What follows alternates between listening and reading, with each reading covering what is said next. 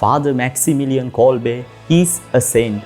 Such was the proclamation by Pope John Paul II on October 10, 1982, followed by the tolling of the bells of St. Peter's Basilica in exaltation of the martyr of Auschwitz. Met by the thunderous applause of thousands in attendance, including some of the surviving prisoners of the Nazi concentration camp, whose minds and hearts are forever branded with the memory of his saint and heroic self-sacrifice. Their former cellmate had now been raised to the altars of the church. Once again, Christ reigns. Once again, the enemy has been defeated. Tracking back, however, to the inhumanity of the Second World War, where a shattering sense of hopelessness pervaded the death camps as the Nazis took over Poland, this place of infamy became the Calvary of the modern times. Anger and hatred filled the heart of every prisoner until one stepped forward from the prisoners of Block 14, among whom 10 had been singled out in retribution for one escapee. Not initially selected, this obscure man, Father Maximilian Kolbe, a Catholic priest, voluntarily took the place of one of the 10, the father of a family, who along with the other prisoners had been sentenced to death by starvation. Following the canonization mass, the Holy Father emerged from St. Peter's Basilica with his concelebrants, all garbed in rest vestments, publicly proclaiming the servant of God a martyr of faith animated by love. That love which is so very dear to the Franciscan life was the summary of the life of Saint Francis, the Poverello of Assisi. For this very reason, Pope Paul VI had called Blessed Maximilian Saint Francis of our times during his beatification ceremony. Saint Maximilian Kolbe was born in Poland under the name of Raymond. At the age of 10, he had a vision of the Blessed Virgin Mary. She offered him a white crown and a red crown, representing purity and martyrdom. He chose both, a foreshadowing of his life to come. Raymond entered the novitiate of the conventual Franciscans and was given the name of Maximilian. He took his final vows in Rome and 3 years later organized with 6 other companions the Association of the Militia Immaculata, which will be translated the Militia of the Immaculate Virgin Mary. Saint Maximilian never forgot that life here on earth was a constant combat against the devil, world and the flesh. Shortly after the priestly ordination, he began publishing the magazine Night of the Immaculate, first in Polish and then in other languages.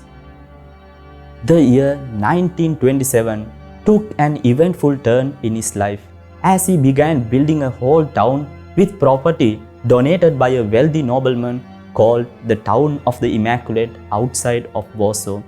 There he began training people with vocations among the laity and prospective religious and priests to become apostles of Mary. The first Marian missionaries to Japan were trained in the Town of the Immaculate. In 1930, Father Maximilian opened a Marian publication apostolate in Nagasaki, Japan, one of the 2 cities in Japan with a high Catholic population, which would later be ravaged by a nuclear bomb during the Second World War. A strange incident that confused and raised the eyebrows of many. On February 17, 1941, Father Maximilian was arrested by the Nazis for a second time.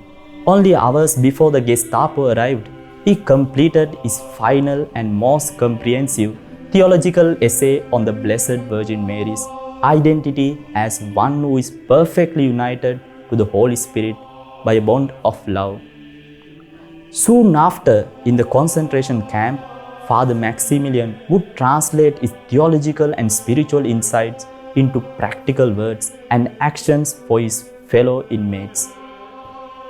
Only a saint can stand firm with constancy and unwavering hope throughout life's many difficulties and sufferings.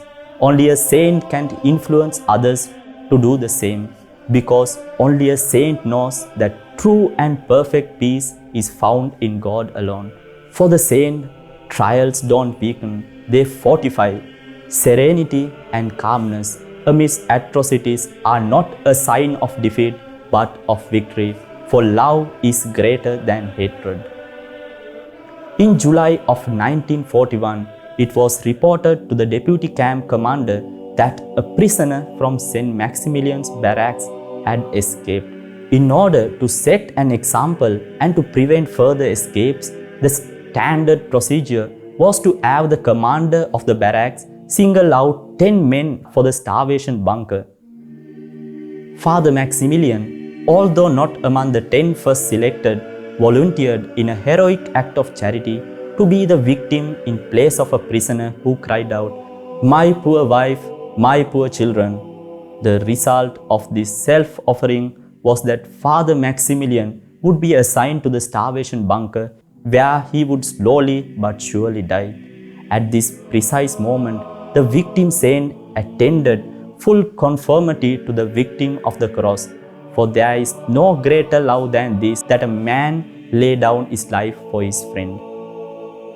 On the vigil of the Assumption of the Blessed Virgin Mary, August 14, 1941, Father Maximilian's 2-week ordeal in the starvation bunker was brought to an end by an injection of carbolic acid. Of the 10 victims, he was the last to die, very providentially on the feast of Our Lady's Assumption into heaven. Years later, in June 1979, Pope John Paul II would visit St. Maximilian's death chamber in Auschwitz, proclaiming him the patron saint of our difficult age. Now we shall consider a little bit of St. Maximilian's spirituality, which was typically Marian. For St. Maximilian, the Immaculate Conception is a mystery not simply to be believed, but also lived by all the faithful. He strove therefore at all times and in every way to advance the cause of the Immaculate, introducing her into all arts, so that she may erect in them the throne of her Son. He preached of the Blessed Virgin Mary as the mediatrix of all the graces, and that any human being receive graces through the hands of Mary. Saint Maximilian stressed the importance of every Catholic consecrating themselves to Mary, and added that this could be done in variety of ways.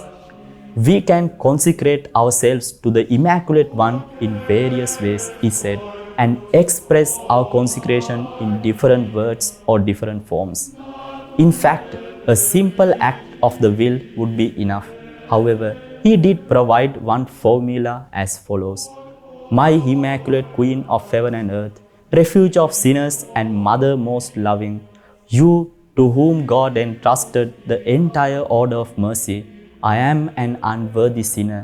I cast myself at your feet, humbly pleading that you ordain to accept me completely and totally as your property and possession, and do with me and all my powers of the body and soul, and with all my life and death and eternity, whatever is pleasing to you.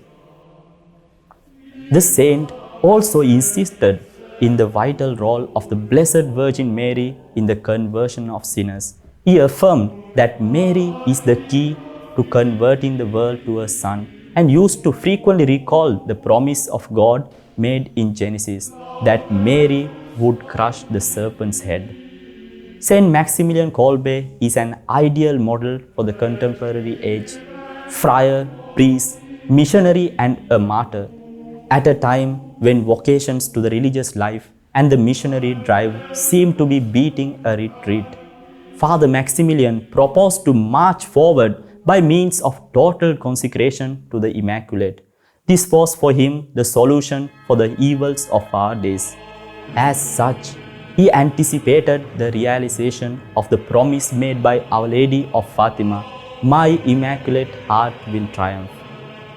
Therefore, our life on earth is a valley of tears and a constant struggle, but the pain ceases and the tears dry when we place our whole will, love and confidence in God. Saint Maximilian Kolbe used to say, "I must be a saint, the greatest saint possible. Remember that you are the absolute, unconditional, unlimited, irrevocable property of the Immaculate.